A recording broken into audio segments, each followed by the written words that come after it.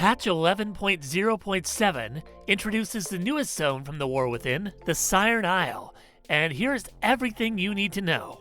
This is Osland, and before we get started, remember to tap that like and subscribe button to stay in the loop on future content and help support our growing channel.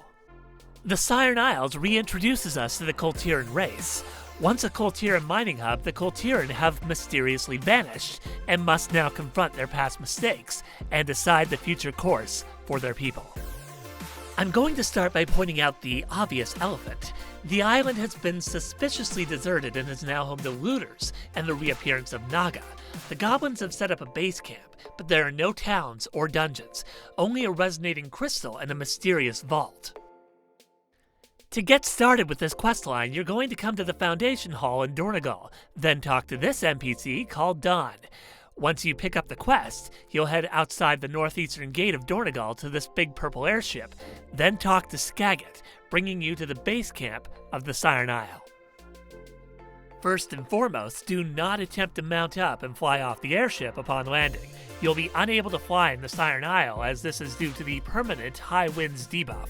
You'll need to traverse the island on foot. You'll eventually unlock a quest that lifts this restriction, but I'll get to this in a moment. Once you've landed safely, you'll talk to Skagit in the base camp to begin the campaign. As you progress, you'll uncover a vault and receive an item called Xerxes Circlet, which can be enhanced with colored gem slots and unlockable powers. You'll also receive a gem socket to go along with this. In this example, we have the Windsinger's rune Ciret, which will grant us 1,760 of our highest secondary stat. I'm not going to go over every type of gem socket in this video, but keep an eye open for future guides on reliable sources to determine your best in slot. The ring will start at a 619 item level, but you'll receive items to upgrade it as you carry on in the campaign.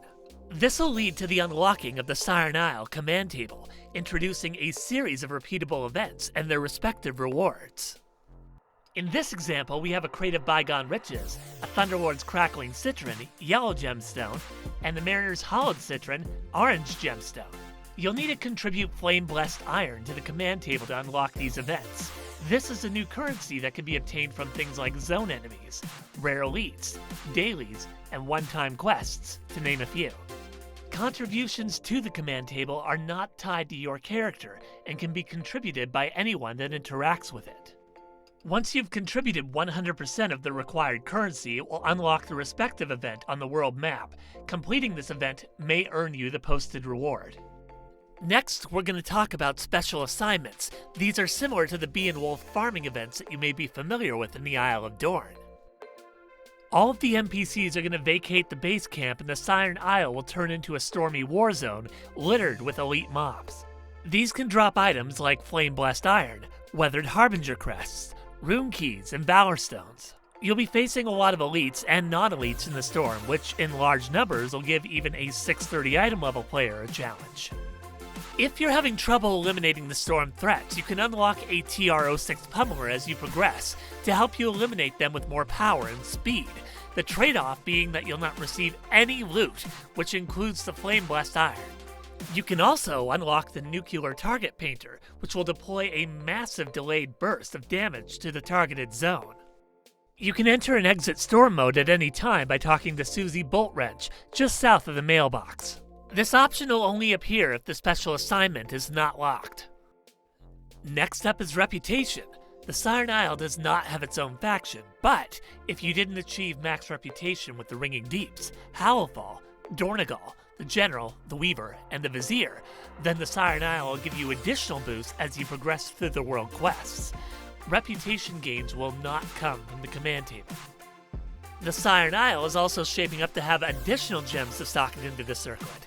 As of the posting of this video, these can be purchased from the Dancing Citrinator for a small amount of gold, but given the nature of the abilities they provide, it's likely the NPC and the currency expected will change. We'll cover this in a retail video when the patch is officially released. The circlet currently has a max item level of 639, which is on par with the highest level mythic rating gear. Additional stat bonuses like your primaries and secondaries will come from the gems socketed into the circlet. As you can see, I'm a demon hunter wearing a gear piece that only provides stamina and no agility. For players at a much lower item level, or those with a low-level alt, you'll be pleased to know that the Siren Isle has a quartermaster.